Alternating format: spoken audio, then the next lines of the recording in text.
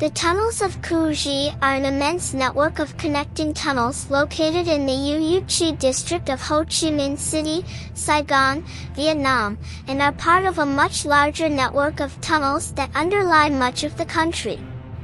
The Cu Chi tunnels were the location of several military campaigns during the Vietnam War, and were the Viet Cong's base of operations for the Tet Offensive in 1968. The tunnels were used by Viet Cong soldiers as hiding spots during combat, as well as serving as communication and supply routes, hospitals, food and weapon caches, and living quarters for numerous North Vietnamese fighters. The tunnel systems were of great importance to the Viet Cong in their resistance to American forces, and helped to counter the growing American military effort. Life in tunnels. American soldiers used the term Black Echo to describe the conditions within the tunnels. For the Viet Cong, life in the tunnels was difficult. Air, food, and water were scarce, and the tunnels were infested with ants, venomous centipedes, snakes, scorpions, spiders, and rodents. Most of the time, soldiers would spend the day in the tunnels working or resting and come out only at night to scavenge for supplies, tend their crops, or engage the enemy in battle. Sometimes, during periods of heavy bombing or American troop movement, they would be forced to remain underground for many days at a time. Sickness was rampant, especially malaria, which was the second largest cause of death next to battle wounds. U.S. campaigns against tunnels. The tunnels of Cu Chi were noticed by U.S. officials, who recognized the advantages that the Viet Cong held with the tunnels and so launched several major campaigns to search out and destroy the tunnel system. Among the most important were Operation Crimp and Operation Cedar Falls.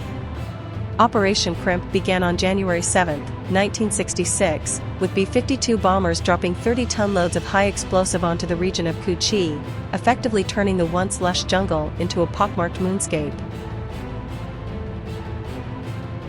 When troops found a tunnel, they would often underestimate its size. No one was usually sent in to search the tunnels, as it was so hazardous. The tunnels were often rigged with explosive booby traps or punji stick pits. The two most common responses in dealing with a tunnel opening would be to flush the entrance with gas, water, or hot tar to force the Viet Cong soldiers into the open, or to toss a few grenades down the hole and crimp off the opening. Those approaches proved ineffective because of the design of the tunnels and the strategic use of trapdoors and air filtration systems. However, a specialist engineering troop, 3 Field Troop, ventured into the tunnels, which they searched exhaustively for 4 days, and found ammunition, radio equipment, medical supplies, food, and signs of considerable Viet Cong presence. U.S. Command realized that it needed a new way to approach the dilemma of the tunnels. Tunnels had to be properly searched whenever they were discovered. It began training an elite group of volunteers in the art of tunnel warfare, armed only with a handgun, a knife, a flashlight, and a piece of string. The specialists, commonly known as tunnel rats, would enter a tunnel by themselves and travel inch by inch, cautiously looking ahead for booby traps or cornered PLAF. In 1967, another military operation was launched with a larger assault on Cu Chi and the Iron Triangle.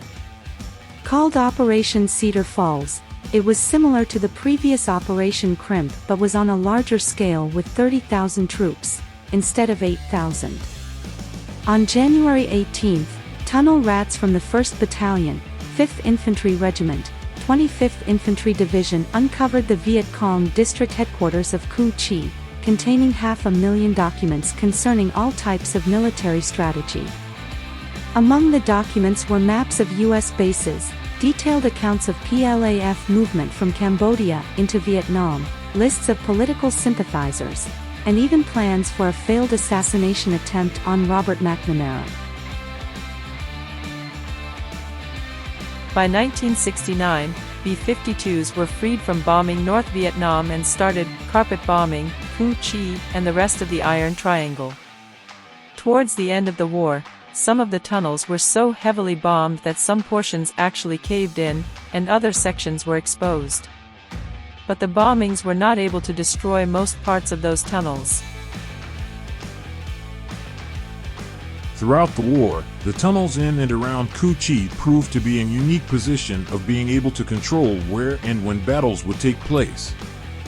By helping to covertly move supplies and house troops, the tunnels of Cu Chi allowed North Vietnamese fighters in their area of South Vietnam to survive, help prolong the war and increase U.S. costs and casualties until the eventual withdrawal in 1973, and the final defeat of South Vietnam in 1975.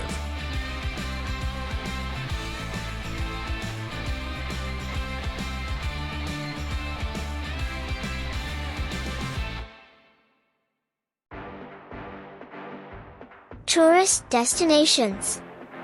The 75-mile, 121 kilometers long complex of tunnels at Cu Chi has been preserved by the government of Vietnam and turned into a war memorial park with two different tunnel display sites, Ben Dinh and Ben Duoc. The tunnels are a popular tourist attraction in Vietnam, and visitors are invited to crawl around in the safer parts of the tunnel system. The Ben Duoc site contains part of the original tunnel system, and the Ben Dinh site, closer to Saigon, has tunnel reconstructions, and some tunnels have been made larger to accommodate tourists. In both sites, low-power lights have been installed in the tunnels to make traveling through them easier, and both sites have displays of the different types of booby traps that were used. Underground conference rooms in which campaigns such as the Tet Offensive were planned in 1968 have been restored, and visitors may enjoy a simple meal of food that Viet Cong fighters would have eaten. Above-ground attractions include souvenirs and a shooting range.